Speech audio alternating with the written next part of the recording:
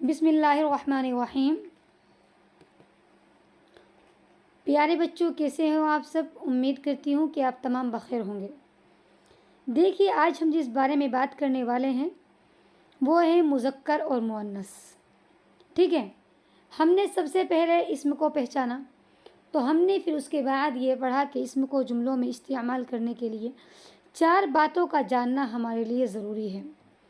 سب سے پہلے اعراب ہے، دوسرے نمبر پر جنس ہے، تیسرے نمبر پر عدد یعنی واحد، تثنیہ اور جمع ہے، اور چوتھے نمبر پر ہے جی معرفہ اور نکرہ۔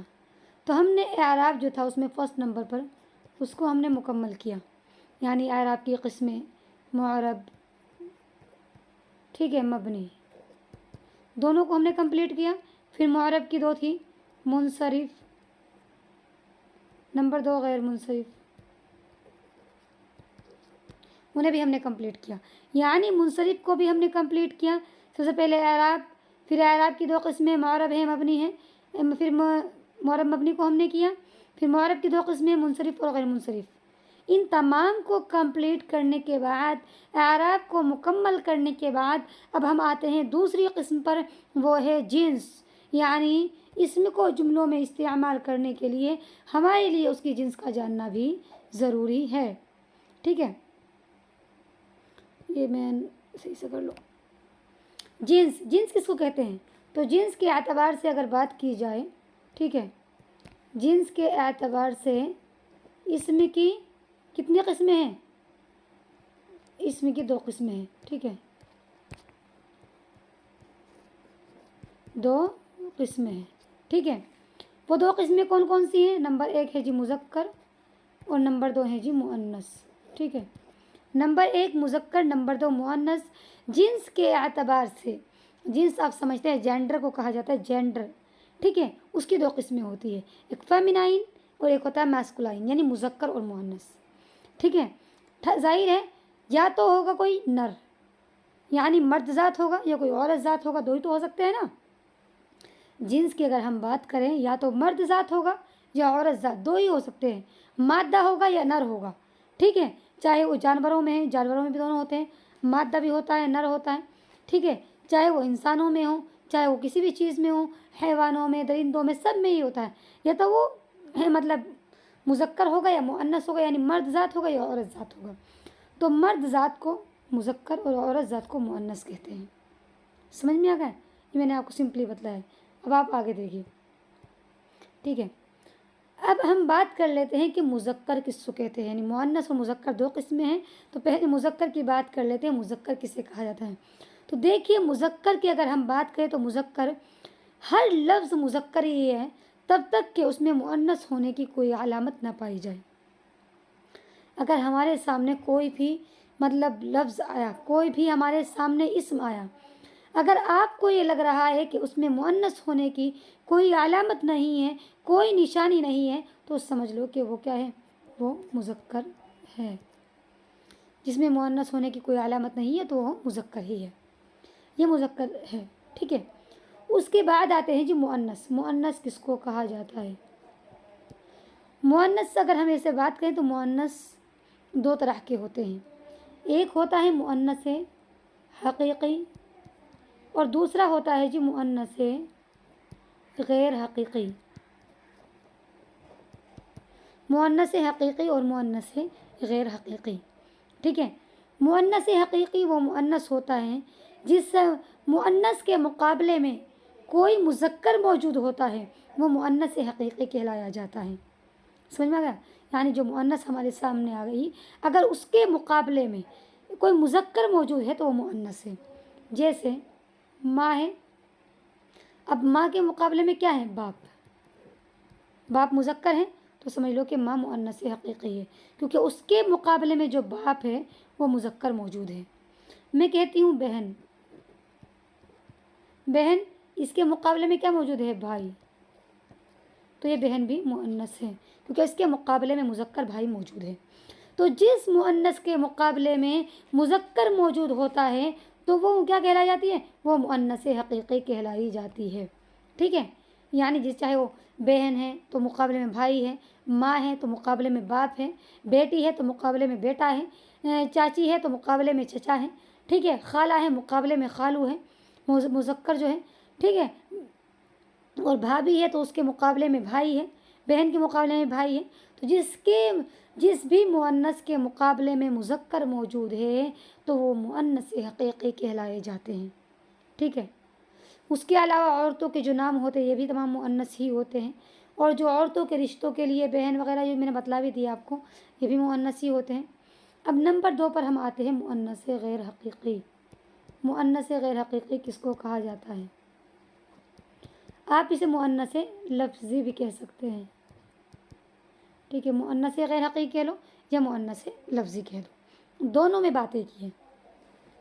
مؤنث غیر حقیقی وہ مؤنث ہوتی ہے کہ بظاہر تو ہمیں مطلب معنوی اعتبار سے ہمیں لگتا ہے کہ وہ مؤنث نہیں ہے، لیکن لفظاً اس میں مؤنث ہونے کی علامت پائی جاتی ہے، مؤنث ہونے کی نشانی پائی جاتی ہے، تو کیا ہے وہ ہمیں مؤنث ماننی پڑتی ہے، ٹھیک ہے۔ دیکھو جیسے آپ دیکھیے، میں کہوں مدرسہ بڑا ہے، مدرسہ بڑا ہے، اب میں نے مدرسے کے لیے بڑا کا لفظ استعمال کیا تو اس سے سمجھ میں آتا ہے مطلب کہ مدرسہ کیا ہے، مذکر ہے، یہ مذکر مرد ذات کے لیے نہیں استعمال ہوتا ہے، تو ظاہر ہمیں لگ رہا ہے جیسے بڑا کہا نا تو یعنی مرد لگ رہا ہے، جیسے مرد ذات ہوتی ہے مطلب نر جو ہوتا ہے اس طرح کے لگ رہا ہے تو نہیں لیکن لگ رہا ہے، تو ہمیں لگا کہ یہ کیا ہے، یہ مذکر ہے، یہ جو مدرسہ ہے مذکر ہے، کیونکہ ہم نے اس کے لیے جو بڑا یہ استعمال کیا ہے، بڑی نہیں کہا ہے، اگر ہم بڑی کہتے تو مؤنث ہوتا ہے، لیکن ہم نے بڑا کہا ہے تو اس سے سمجھ میں آ رہا ہے کہ مذکر ہے، لیکن حقیقتاً یہ مذکر نہیں ہے بلکہ یہ مؤنث ہے، مدرستون۔ کیوں ہے یہ مؤنث؟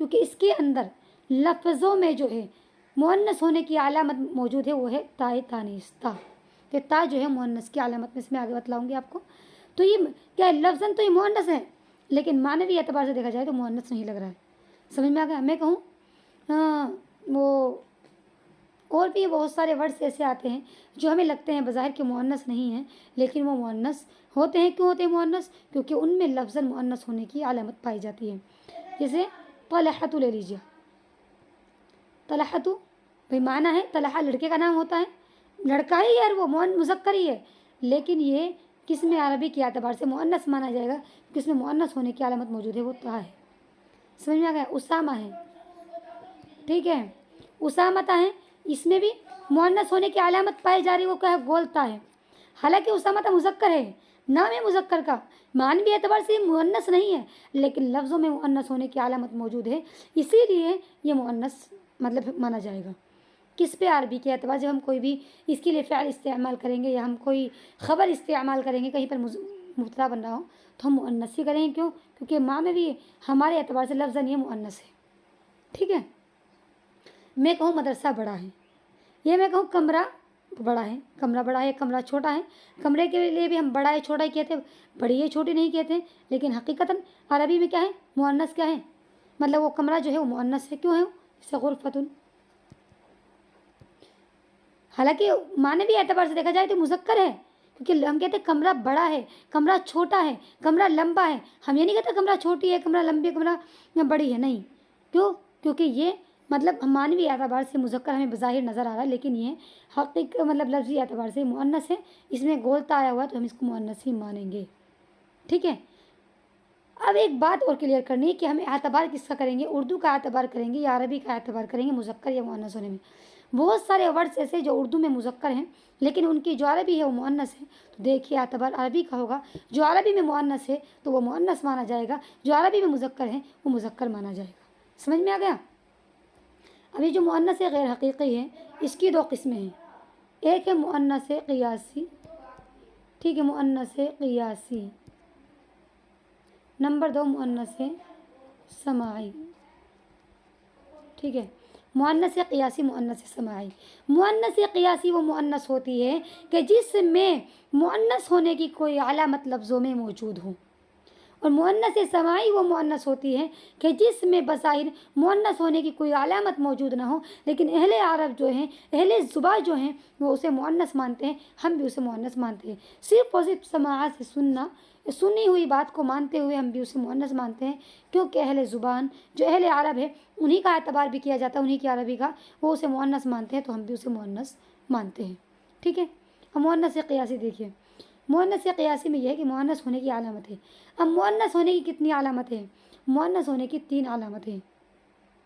नंबर 1 गोलता, नंबर 2 या हो और या पर खड़ा ज़बर हो, नंबर 3 हमज़ा हो, अलिफ हो, अलिफ के बाद हमज़ा हो। ठीक है। जैसे गोलता में जैसे मदरसतुन, और भी है गुरफतुन वगैरह है। या जैसे सलमा, या है, या पर खड़ा ज़बर है, अलिफ, अलिफ के बाद हमज़ा, जैसे हमराऊ। ठीक है। इसमें गोलता है मदरसतु में, इसमें या है, या पर खड़ा ज़बर है, ये है, और इसमें अलिफ के बाद हमज़ा है, अलिफ है, अलिफ के बाद हमज़ा है। ठीक है। ये तीनों मुअन्नस होने की अलामतें हैं।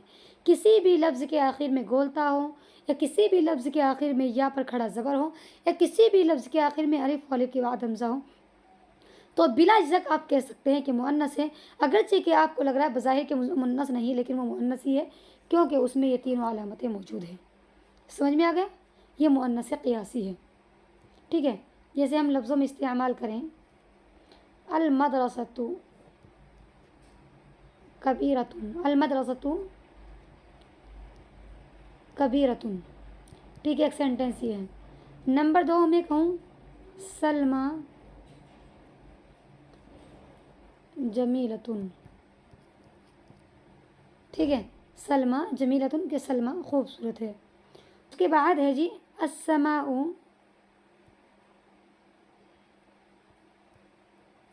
ठीक है, कबीरतुन ही ले लीजिए आप चाहें,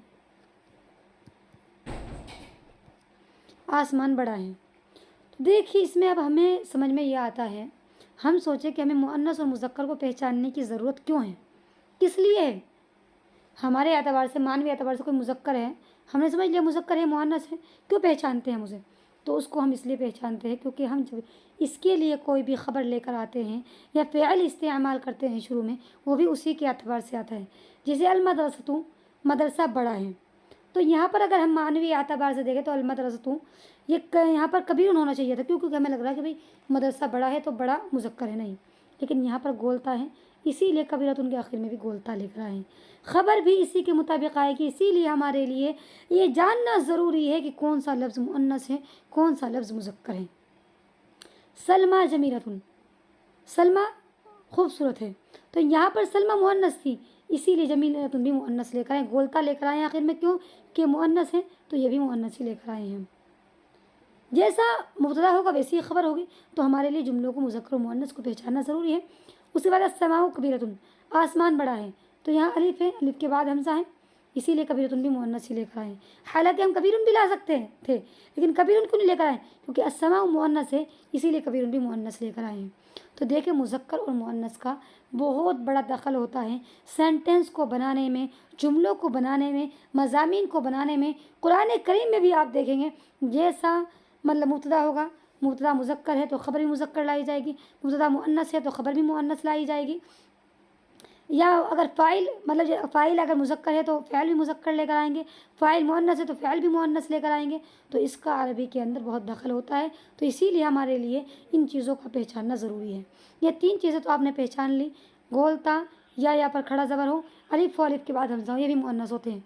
उसके अलावा जो औरतों के रिश्तों के लिए इस्तेमाल किए जाते हैं, बहन भाई, बहन है, बेटी है, चाची है, नानी है, फूफी है, खाला है, जो भी औरतों के रिश्ते होते हैं, मतलब ये रिश्ते में जो भी लगती हैं, अगर मुअन्नस का कोई रिश्ता है तो वो भी मुअन्नस ही है। उसके अलावा मुअन्नस के जितने भी नाम होते हैं वो भी मुअन्नस होते हैं। शहरों के नाम, कबीलों के नाम कुछ ऐसे हैं जो मुअन्नस ही होते हैं। ठीक है, ये मैंने आपको बतला दी मुअन्नस होने की अलामतें जो मुअन्नस है। उसके बाद हम आते हैं मुज़क्कर पे। मुज़क्कर किसको कहा जाता है? देखो मुज़क्कर वो है जिसमें ये सारी अलामतें ना पाई जाएँ, वो मुज़क्कर है। जो अल्फाज मुज़क्कर रिश्तों के लिए इस्तेमाल करते हैं, जैसे कि बाप है, बेटा है, नाना है, फूफा है, खालू है, चाचा है, लड़का है, ये सब मुज़क्कर के रिश्ते के लिए इस्तेमाल करते हैं। मर्दों के रिश्ते के लिए तो मुज़क्कर है, वो क्या है? मुज़क्कर है। उसके अलावा जो मर्दों के जितने भी नाम होते हैं वो भी मुज़क्कर हैं। اس کے علاوہ جو ہے جس میں مؤنث ہونے کی کوئی علامت نہ پائی جائے وہ مذکر ہی ہے، ٹھیک ہے۔ کسی بھی لفظ کے آخر میں گولتا نہ ہو، یا پر کھڑا زبر نہ ہو، الف کے بعد حمزہ نہ ہو، وہ مؤنث کا کوئی نام نہ ہو، یا جو رشتے مؤنث کے لیے استعمال ہوتے ہیں بہن خالہ پھوپھی نانی، اس طرح کا کوئی رشتہ نہ ہو مؤنث کا، تو یہ تمام چیزیں جس میں نہ پائی جائیں وہ مذکر ہی ہے، ٹھیک ہے، سمجھ میں آ گیا۔ اب میں نے اس میں ایک چیز چھوڑی تھی، مؤنث سماعی۔ مؤنث سماعی وہ مؤنث ہوتی ہے کہ جسے مؤنث ہونے کی کوئی علامت نہ پائی جائے، بس اہل عرب اسے مؤنث مانتے ہو تو ہم بھی اسے مؤنث ہی مانتے ہیں، جیسے کہ الشمس ہے، جیسے چند ہی بڑے ایسے ہیں، الشمس ہے یہ مؤنث ہے۔ اگر ہمیں کہنا ہو کہ سورج بڑا ہے، یہ سورج چمکیلا ہے، تو ہم اس کے لیے مؤنث کا اشارہ استعمال کریں گے، کیونکہ یہ مؤنث ہے۔ کس لیے مؤنث ہے؟ آپ کہیں نہ تو اس میں کے آخر میں گولتا ہے، نہ یا پر کھڑا زبر ہے، نہ الف کے بعد حمزہ ہے، نہ کوئی ہے، نہ یہ کوئی مؤنث کا رشتہ ہے، نہ کوئی مؤنث کا نام ہے، نہ کوئی شہر یا قبیلے کا نام ہے، پھر یہ مؤنث کیوں ہے؟ تو دیکھیے مؤنث اس لیے کیونکہ اہل عرب اسے مؤنث مانتے ہیں، اور ہم سنی بات پر کیونکہ وہ اہل زبان ہیں، وہ انہی کی زبان عربی ہے، انہی کو معلوم ہے ہر چیز کا۔ ہم تو جیسے قواعد ہم نے پڑھے، ہم نے اسی کے اعتبار سے ان کو استعمال کیا، ہم نے جانا ہے، لیکن وہ اہل زبان ہیں، وہ اسے مؤنث مانتے ہیں تو ہم بھی مؤنث ہی مانتے ہیں۔ یہ مؤنث سماعی کہلایا جاتا ہے، ٹھیک ہے۔ مجھے لگتا ہے کہ آپ کو مذکر اور مؤنث اچھے سے سمجھ میں آ گئے ہوں گے۔ ویڈیو سمجھ میں آئے تو ویڈیو کو لائک کریں اور سبسکرائب کرنا بالکل نہ بھولیں۔